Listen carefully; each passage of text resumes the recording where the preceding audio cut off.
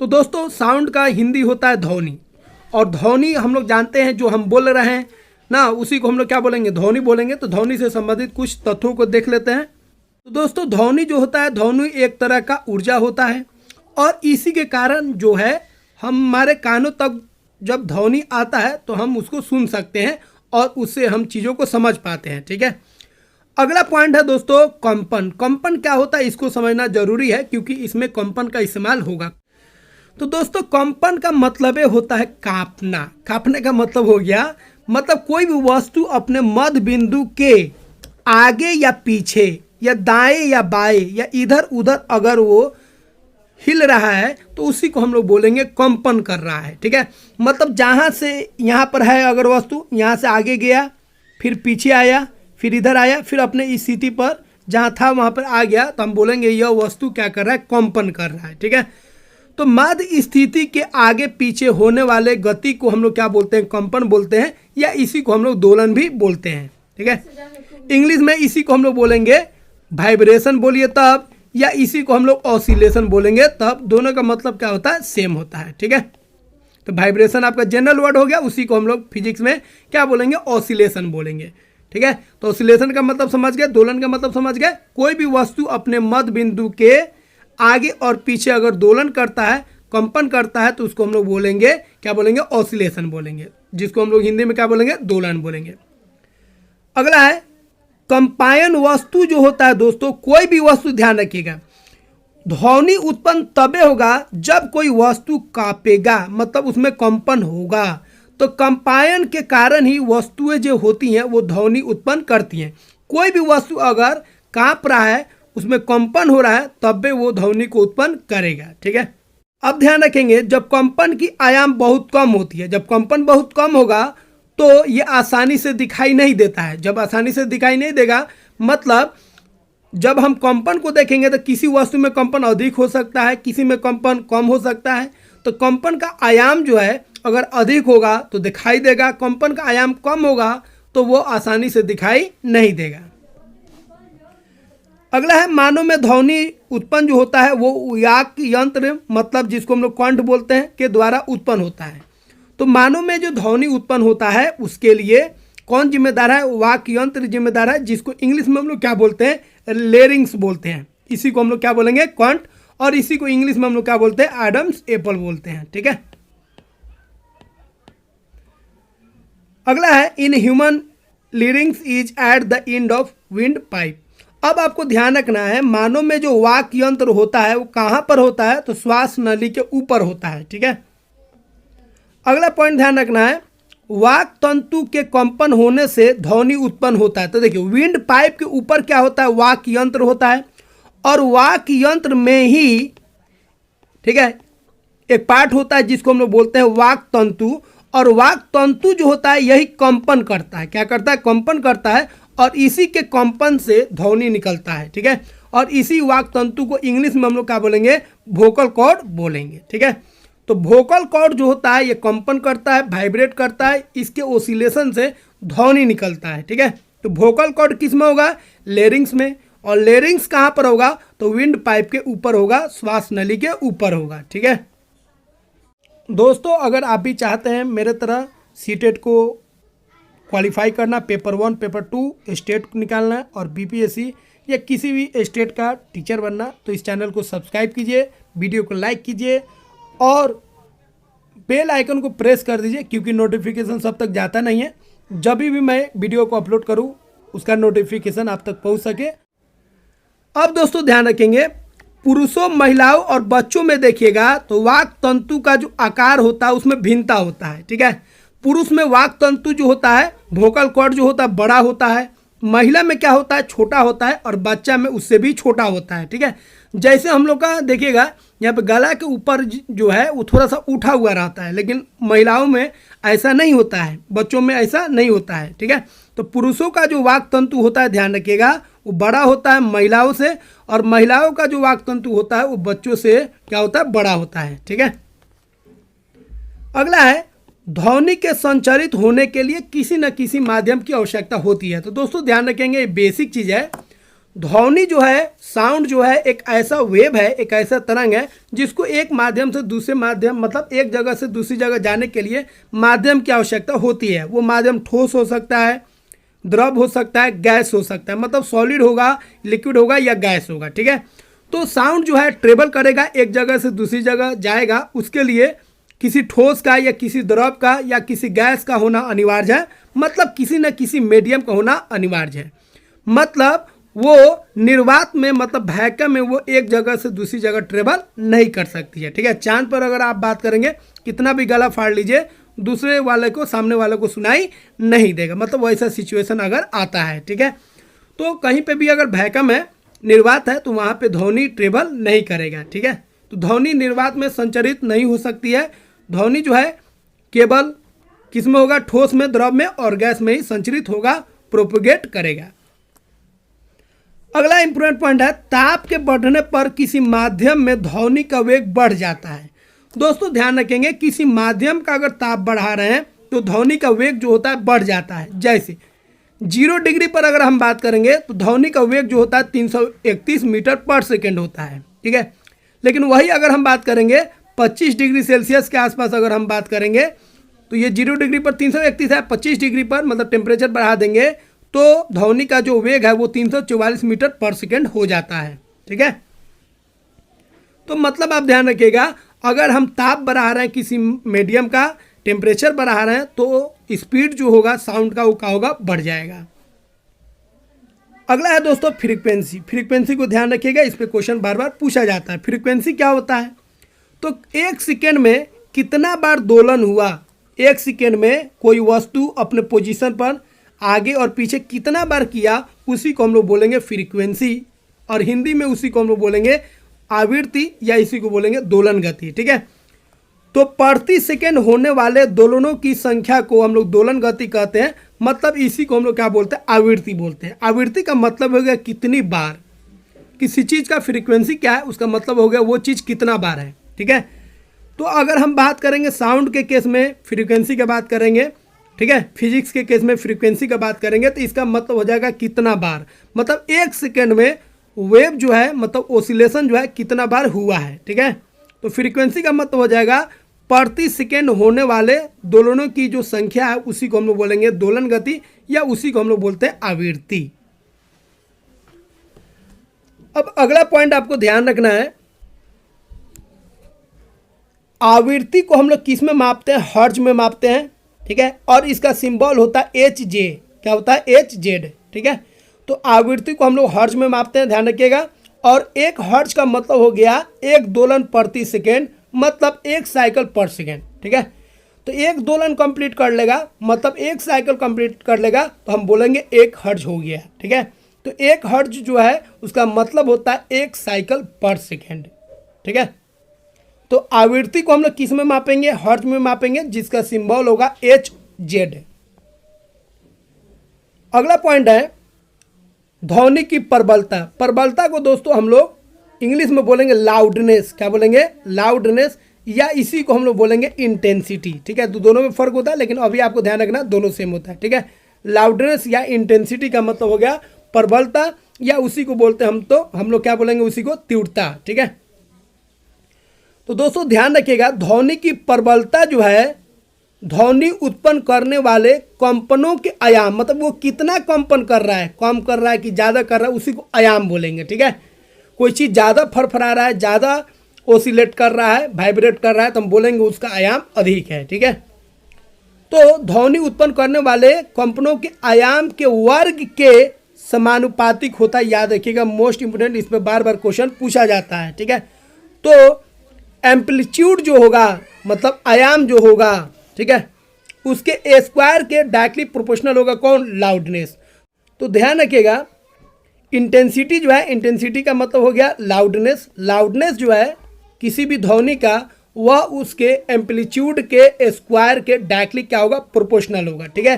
तो आई हो गया इंटेंसिटी, इसी को हम लोग क्या बोलेंगे, लाउडनेस बोलेंगे, और ए हो गया आपका एम्पलीट्यूड, इसको ध्यान रखिएगा।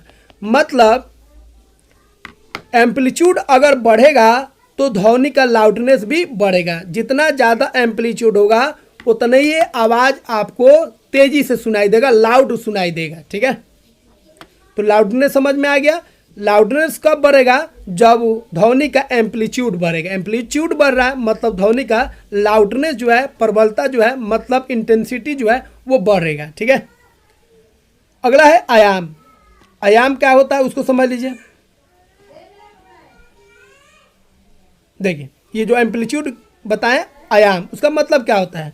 तो माध्यम के कण के द्वारा उसके माध्य बिंदु से तय किया गया अधिकतम दूरी, मान लीजिए यहाँ पर है।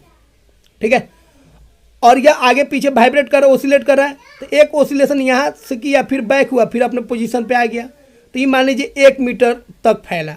दूसरा वेव है जो आगे तक गया, फिर पीछे तक आ गया। तो हम कह सकते हैं ये ए हो गया और ये बी हो गया। तो बी का जो आयाम है अधिक है। ठीक है, तो कितना वो लंबा दूरी तय करता है अपने फिक्स पोजीशन से, उसी को हम लोग क्या बोलेंगे?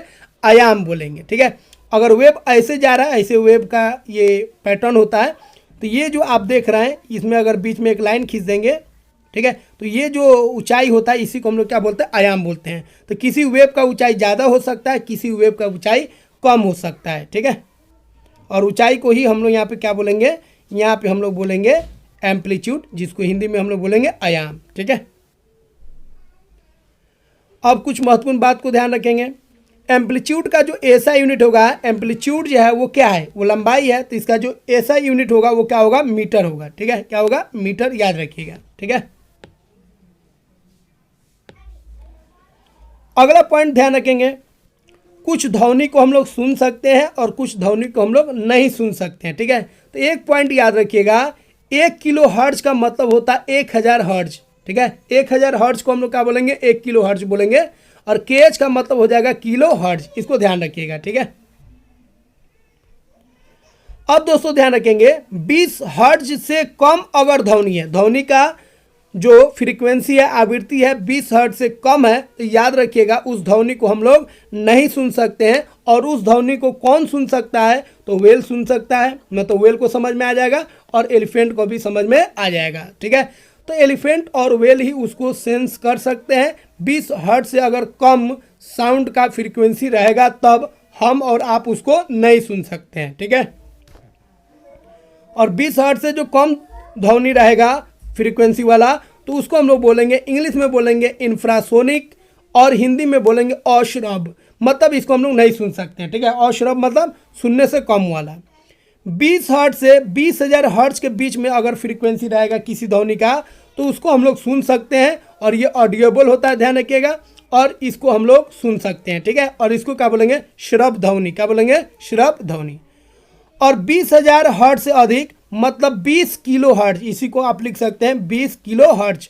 20 किलो हर्ट्ज से अधिक मतलब 20,000 हर्ट्ज से अधिक अगर ध्वनि का आवृत्ति रहेगा, फ्रीक्वेंसी रहेगा, तो उसको भी हम लोग नहीं सुन सकते हैं और उसको बोलेंगे अल्ट्रासोनिक साउंड। क्या बोलेंगे? Ultrasonic sound.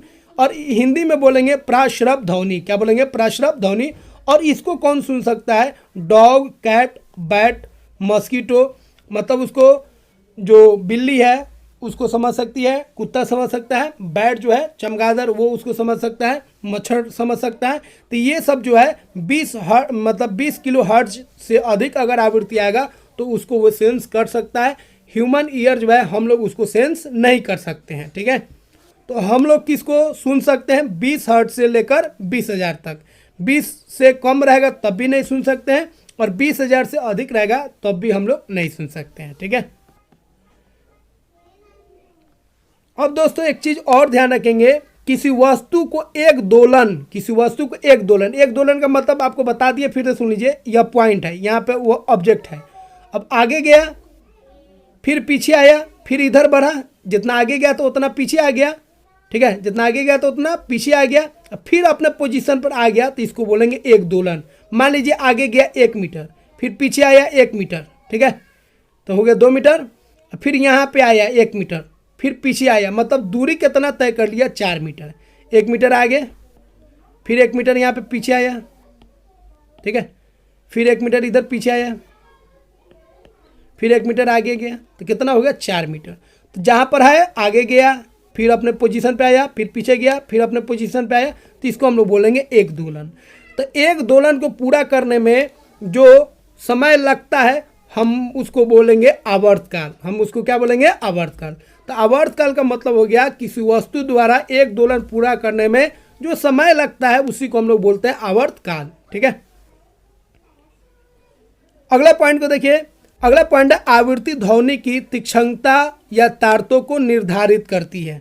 मतलब फ्रीक्वेंसी जो है वो डिसाइड करेगा कोई साउंड का शार्पनेस कितना है और उसका पिच कितना है। याद रखिएगा, इस पे क्वेश्चन बार बार पूछा जाता है। इसका मतलब हम आपको समझा देते हैं। देखिए, किसी भी ध्वनि का फ्रीक्वेंसी अगर हाई है मतलब उसका पिच हाई होगा। पिच से क्या मतलब है आपको हम बता देते हैं। पिच क्या होगा? हाई होगा।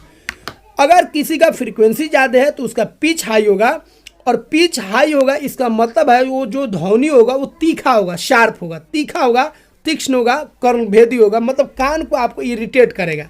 जैसे बच्चा का साउंड होता है, ठीक है, बच्चा का साउंड जो होता है, या चिड़िया ये सब का जो साउंड होता है, सीटी बजाने पर जो साउंड आता है, या महिलाओं लोग का जो साउंड होता है, याद रखिएगा बहुत पतला साउंड होता है, बहुत पतला।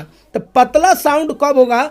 जब फ्रीक्वेंसी जो होगा हाई होगा और पिच जो होगा हाई होगा। ठीक है, तो फ्रीक्वेंसी हाई होगा तो पिच अधिक होगा, और पिच के अधिक होने के कारण जो ध्वनि होगा पतला होगा, तीखा होगा, तीक्ष्ण होगा, कर्णभेदी होगा, मतलब कान पर पड़ेगा तो आपको जोर जोर इरिटेट करेगा। ठीक है, और ये पतला आवाज़ किसका होगा? बच्चा सबका होता है, पक्षी का होता है, सीटी का होगा, ठीक है, महिला लोग का होता है। ये सब ध्यान रखिएगा। ठीक है, चाय चाय आवाज़ जिसको हम लोग बोलते हैं दूर तक सुनाई देता है। ठीक है, तो याद रखिएगा ये जो आवृत्ति अगर बढ़ेगा तो पिच जो होगा हाई हो जाएगा, और आवाज़ जो होगा वो कैसा होगा? तीखा होगा। ठीक है, और तीखा आवाज़ जो होता है दोस्तों ये दूर तक सुनाई देता है। मर्द अगर बोलेगा तो दूर तक सुनाई नहीं देगा, लेकिन औरत बोलेगी तो दूर तक सुनाई देगा। चिड़िया बोलेगी तो दूर तक सुनाई देगा, सीटी बजेगा तो दूर तक सुनाई देगा। तो याद रखिएगा। ठीक है, अगला है अगर आवृत्ति कम हो जाए, लो फ्रीक्वेंसी रहेगा तो क्या होगा? लो पिच हो जाएगा, और लो पिच होने के कारण जो साउंड सुनाई देगा, जो ध्वनि सुनाई देगा, ग्रेव मतलब भारी आवाज़ सुनाई देगा।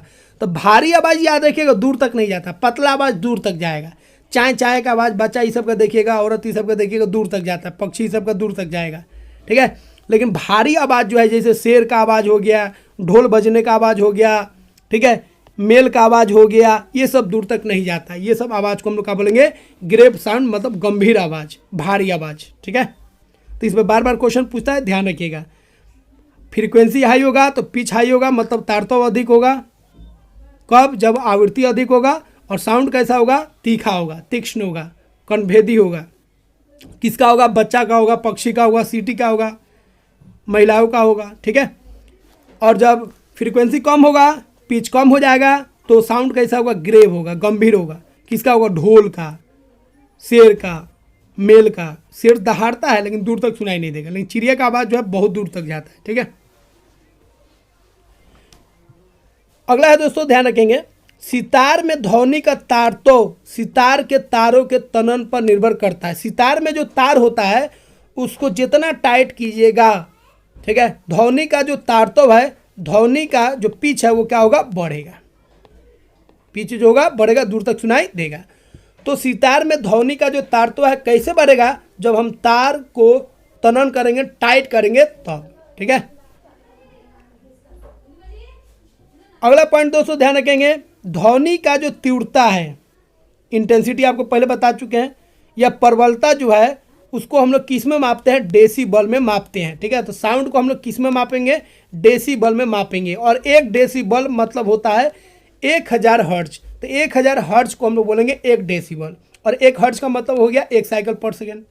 ठीक है, तो 1 डेसीबल का मतलब हो गया 1000 हर्ट्ज, मतलब 1000 साइकिल पर सेकेंड, 1000 साइकिल पर सेकेंड।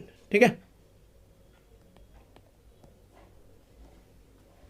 कोई वेव अगर, ठीक है, 50 साइकिल पर सेकेंड अगर पूरा करता है तो उसका आवृत्ति कितना हो जाएगा? 50 हर्ट्ज। ठीक है, इस पॉइंट को ध्यान रखिएगा, इस सब पे क्वेश्चन पूछा गया है। अब लास्ट पॉइंट हम लोग बात करेंगे कान के बारे में। तो कौन पट्टा, जिसको हम लोग बोलेंगे ईयर ड्रम, जिसको सुनाई देता है, जिसको कान का चदरा हम लोग बोलते हैं। ठीक है, तो कौन पट्टा जो होता है, ठीक है, कान का चदरा जो होता है एक तनित रबर की सीट की समान होता है। जिस तरह ढोलक में रबर तना होता है, उसी तरह हमारे कान में ईयर ड्रम जो होता है तना होता है, और उस पर जाके साउंड टकराता है, और वो क्या करता है, कंपन करता है, और कंपन होने से उससे वेव जो जाता है वो कानों तक पहुंचता है और हम लोगों को सुनाई देता है। ठीक है, तो कौन पट्टा एक तनित रबर की सीट की समान होता है जो ध्वनि के कंपन से कंपित होता है। ठीक है, और कौन पटक ध्वनि संकेतों को मस्तिष्क तक भेज देता है और उसको क्या करेगा, दिमाग तक भेज देगा, और इस प्रक्रिया को हम लोग बोलेंगे जो सुनाई दिया है, मतलब श्रवण। क्या बोलेंगे, श्रवण। ठीक है, अब दोस्तों कुछ को हम लोग मापते हैं, जैसे अगर श्वास ले रहे हैं तो उसका कितना डेसिबल होता है, 10 डेसिबल होता है। ठीक है, फुसफुसाहट है तो कितना डेसिबल होता है, 30 डेसिबल। बातचीत अगर कर रहे हैं तो कितना डेसिबल में साउंड आता है, तो 50 से 60। ठीक है, और शोर कर रहे हैं, याद रखिएगा ये क्वेश्चन पूछा है बार बार, शोर कर रहे हैं, हल्ला कर रहे हैं, अप्रिय ध्वनि है तो उसका जो डेसिबल होता है 80 से अधिक होता है, 80 डेसिबल से अधिक होता है। ठीक है, तो साउंड का जो लाउडनेस है, प्रबलता है, इंटेंसिटी है, उसको हम लोग किस में मापेंगे, डेसिबल में। ध्वनि प्रदूषण क्या है दोस्तों, तो वातावरण में अत्यधिक या अवांछित जो ध्वनियाँ होता है, ऐसा ध्वनियाँ जो हमें पसंद नहीं है या अत्यधिक है साउंड, तो उसको हम लोग बोलेंगे ध्वनि प्रदूषण है। जैसे वाहन का, गाड़ी सबका हॉर्न हो गया, उसका आवाज़ हो गया, मशीन का आवाज़ हो गया, पटाखा का आवाज़ हो गया, लाउड स्पीकर हो गया, कूलर का आवाज़ हो गया, कोई भी चीज़ अगर ज़्यादा आवाज़ कर रहा है, बेमतलब का आवाज़ कर रहा है, तो उससे क्या होगा, ध्वनि प्रदूषण होगा। और दोस्तों याद रखिएगा, ध्वनि प्रदूषण को रोकने के लिए रोड के चारों तरफ प्लांट भी लगाए जाते हैं, पेड़ पौधा भी लगाया जाता है। पेड़ पौधा क्या करते हैं, ठीक है, उसको अवशोषित कर लेते हैं, उस एनर्जी को अवशोषित कर लेते हैं, जिससे वायु प्रदूषण जो है, ध्वनि प्रदूषण जो है वो कम हो जाता है। ठीक है, तो ध्वनि प्रदूषण के लिए एक तो है जो कम साउंड बजाइए, पटाखा का इस्तेमाल नहीं कीजिए, ऐसे मशीनों का उपयोग कीजिए जिसमें कम आवाज़ आए, लाउड स्पीकर का कम यूज कीजिए, एसी का कम यूज कीजिए, मतलब ऐसे चीज़ों का इस्तेमाल कम कीजिए जिसमें अधिक से अधिक साउंड है। ठीक है, और दूसरा उपाय है, जे रोड के चारों तरफ या अगल बगल में आप पेड़ पौधा रखिएगा तो वो भी ध्वनि प्रदूषण को कम करते हैं। ठीक है, तो इसको ध्यान रखिएगा, इस पर भी क्वेश्चन पूछा गया है।